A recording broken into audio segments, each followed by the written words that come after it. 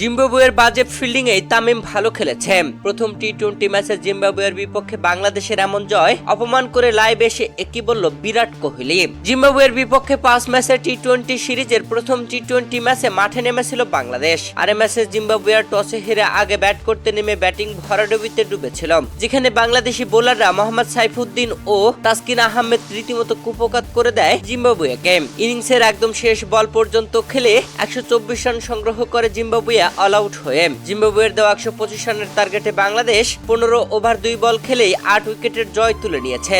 যেই জয়ের নায়ক তানজিদ হাসান তামিম, এটাই ছিল তার অভিষেক ম্যাচ। আর অভিষেক ম্যাচে 67 রানের ইনিংস খেলেছেন তিনি।